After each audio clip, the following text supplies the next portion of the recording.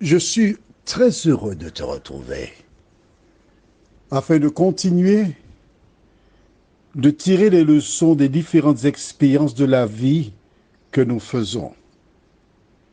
Aujourd'hui, ne crains point, numéro 2. Juste avant, prions. Notre Seigneur et notre Dieu, nous venons vers toi encore, car nous avons besoin de ressentir ta présence à nos côtés. Nous venons vers toi parce que, Seigneur, comme déclara ce disciple, mais Seigneur, acquérions-nous, c'est toi qui as les paroles de la vie. Seigneur, tandis que nous prenons le temps pour renforcer ta promesse dans nos cœurs, que le Saint-Esprit continue de nous accompagner au nom de Jésus. Amen. Dans la vidéo, il y a un garçon qui se prénomme Martin. Chaque année, les parents l'emmènent voir grand-mère et il retourne le lendemain. Et Martin, un jour, déclara à ses parents, écoutez, je suis assez grand, je peux aller seul. Hein? Ils ont échangé et acceptèrent qu'il parte seul. Le jour de son départ, Martin est à la gare, il est grand, il se sent grand. Les parents lui donnent des recommandations et à chaque fois il dit « je sais, je sais ». Vous me l'avez déjà dit 100 fois. Et alors le père lui a chuchoté à l'oreille « écoute, tu sais, je mets quelque chose dans ta poche. Si tu as peur, prends et lis. » Voici donc Martin qui est installé dans ce train. Les parents qui lui font signe de revoir, il s'assied. Il commence à se sentir seul. Les gens posent des questions.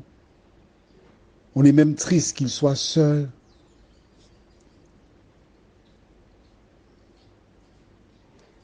Il se rappelle que son père avait glissé quelque chose dans sa poche. Il cherche ce bout de papier et voit écrit « Mon fils, si tu as peur, sache que je suis dans le dernier wagon. » Toi qui m'écoutes, quel que soit ton âge, quelles que soient tes expériences de la vie, tu peux penser que tes parents sont inflexibles avec toi. Du moins, tu ne comprends pas leur méthodologie. Je ne peux pas mettre ma main pour tous. Mais un parent qui connaît Dieu ne peut cesser de prier pour ses enfants et souhaiter leur bonheur. Un parent qui connaît Dieu.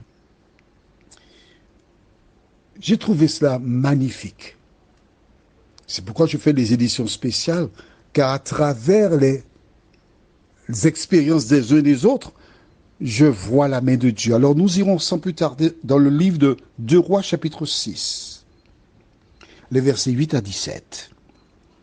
Le roi de Syrie était en guerre avec Israël, et dans un conseil qu'il tint avec ses serviteurs, il dit « Mon camp sera dans un tel lieu. » Mais l'homme de Dieu fit dire au roi d'Israël « Garde-toi de passer dans ce lieu, car les Syriens y descendent. » Et le roi d'Israël envoya des gens pour s'y tenir en observation vers le lieu que lui avait mentionné et signalé l'homme de Dieu.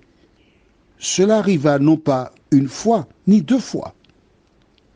Le roi de Syrie en eut le cœur agité, il appela ses serviteurs et leur dit, « Ne voulez-vous pas me déclarer lequel de nous est pour le roi d'Israël ?» L'un de ses serviteurs répondit, « Personne, ô roi, mon Seigneur, mais Élisée, le prophète qui est en Israël, rapporte au roi d'Israël les paroles que tu prononces dans ta chambre à coucher. » Arrêtons-nous ici, juste un instant. Quand j'ai lu ce récit de la Bible, cela m'a interpellé. Je veux croire que Dieu a mis ces paroles sur les lèvres de ce Syrien, afin qu'il sache qu'il ne peut pas faire ce qu'il veut du peuple de Dieu. Au lieu de réfléchir un instant et dire, c'est bizarre, hein, chaque fois que j'ai un plan, il est contrecarré. Ah, c'est Élisée. Donc Dieu protège Israël, je laisse Israël tranquille. C'est rationnel en ce qui me concerne, mais que fait-il? Lisons verset 13. Et le roi dit, « Allez et voyez où il est, et je le ferai prendre. » On vint lui dire, « Voici, il est à Dothan. » Il y envoya des chevaux, des chars et une forte troupe qui arrivèrent la nuit et qui enveloppèrent la ville. Le serviteur de l'homme de Dieu se leva de bon matin et sortit. Et voici une troupe entourait la ville avec des chevaux et des chars. Et le serviteur de l'homme de Dieu dit, « Ah, mon Seigneur, comment ferons-nous »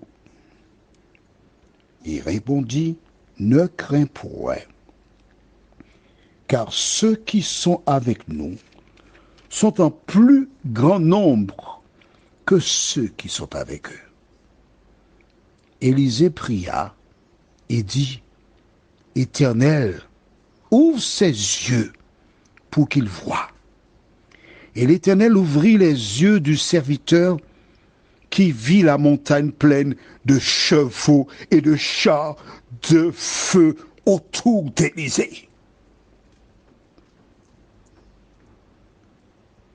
Les soldats du roi de Syrie n'ont pas vu la cohorte qui protégeait Élisée. L'histoire est belle, le récit est beau. Je t'invite à lire la suite, c'est intéressant. Suite à cette expérience, nous allons maintenant au livre de Psaume, chapitre 34, de David. Et nous lisons à partir du verset 1er jusqu'au verset 8 de David, lorsqu'il contrefit l'insensé en présence d'Abimélec, et qu'il s'en alla chasser par lui. Je bénirai l'Éternel en tout temps. Sa louange sera toujours dans ma bouche. Que mon âme se glorifie en l'Éternel, que les malheureux écoutent et se réjouissent. Exaltez avec moi l'Éternel. Célébrons tous son nom. J'ai cherché l'Éternel et il m'a répondu. Il m'a délivré de toutes mes frayeurs. Quand on tourne vers lui les regards, on est rayonnant de joie et le visage ne se couvre pas de honte.